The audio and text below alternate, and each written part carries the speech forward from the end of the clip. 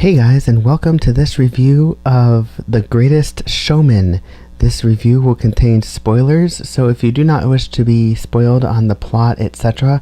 of The Greatest Showman or what I think of it, please feel free to turn this video off now. For those of you who stuck around, let's get going. The Greatest Showman is about the story of P.T. Barnum from Barnum and Bailey's Circus. It takes place in the 1840s, 19th century, and it starts out with a musical number, as this is a musical movie. The opening number takes you to near the end of the film, and from there it goes back to the very beginning when P.T. Barnum was a young boy, fell in love with a girl, and they got taken apart by their families, and eventually got back together, ended up getting married, and had 2 kids. Now, this particular movie is one that I really liked for several reasons. 1, because it was a musical, and 2, because it had 3 actors that I really like, and that is Zendaya from the Disney Channel, who got her start on Shake It Up and is now performing on KC Undercover on the Disney Channel, as well as High School Musical's Zac Efron. This movie also stars as P.T. Barnum, Hugh Jackman. You may remember him from the Wolverine movies and the X-Men universe. In going into this, I did not know much about the plot or anything like that, so I was not aware that Hugh Jackman could actually sing. And man, can he sing. He is a really great singer, for those of you who don't know. And his part as P.T. Barnum is absolutely very well played. The music in this movie gets you tapping your toes and clapping your hands. During the movie, your emotions are taken on a wild ride, ranging from joy to sadness to anger and more. And there are a couple of points in the movie, for me anyways, that tricked my senses when there was something on the screen that I thought was going to happen in a particular setting, and it ended up going totally silent as far as the audio. So it was kind of cool to see that, and then the audio came back up.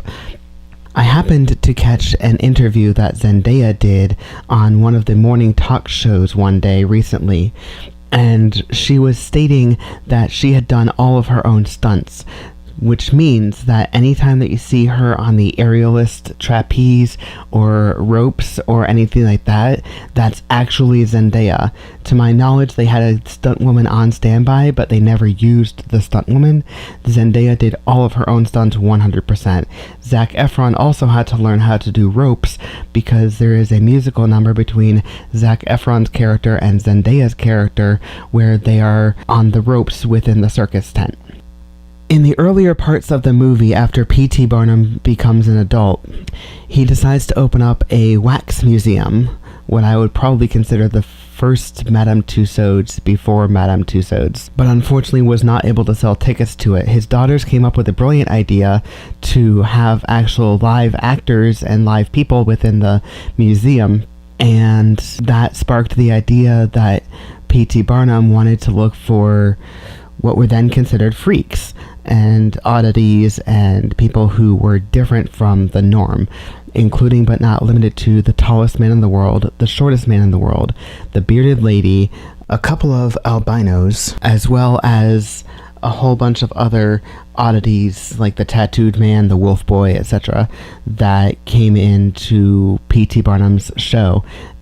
And there are numerous musical numbers with either P.T. Barnum and Company or just the oddities themselves. Within the film, there's also a love story between Zendaya's character and Zac Efron's character. Now keep in mind, this is in the 1840s, the 19th century, the 1800s. So having a black woman dating and marrying a white man was not the norm, and it was very much frowned upon. That's not to say that people didn't do it and weren't able to kind of do it in secret, but it was very much frowned upon, and you see that within this film. So Zac Efron and Zendaya's characters end up falling in love with each other and of course get together in the end, but not without some great hardships, not just from the other people around them, but from Zac Efron's character's family. And Zac Efron, of course, comes to the defense and aid of Zendaya's character, and they fall in love and they end up happily ever after in the end of the movie. There's also some hardships between PT and Charity Barnum, who had a falling out at one point, but then they worked things out and things worked out in the end, and they were happily ever after as well. I would dare say, as far as my opinion of this movie, that this is the movie of 2017. I have seen several movies this year, but this one, when I saw it the second time, was actually better than the first. And if I get a chance, I'm definitely going to be going to see it again, and when it comes out on DVD, I'll be attaining it on DVD. I would definitely recommend to go to see this in theater. It is well worth it. The showings that I've been to have been either nearly or totally sold out, and this really is the greatest show of the year. This is what I would call the movie of the year. It's got adventure, it's got a wide range of emotions that you're going to go through, as I said, from anger to sorrow to joy to confusion, and there's several scenes as well, like I said, that kind of trick your senses, that you're expecting one thing as far as hearing something, and yet it doesn't happen for several seconds. That's my review. I'm sorry this one's a little bit shorter than the Jumanji review, I apologize, but that's my review for The Greatest Showman. I hope you guys enjoyed. Coming soon, I will be reviewing Valerian and the City of a Thousand Planets, as well as Downsizing, starring Matt Damon, and Pitch Perfect 3. I will also be reviewing the Netflix original series Fuller House Season 3B, which just came out earlier this month, December. And on top of that, I will be reviewing the Netflix original series Travelers, that just came out with Season 2. So look forward to those. Thank you for listening, guys. I appreciate it. Don't forget to hit that like and subscribe button, and click that little bell icon up in the corner to be notified every single time that I post a new video. Thanks for listening. Bye.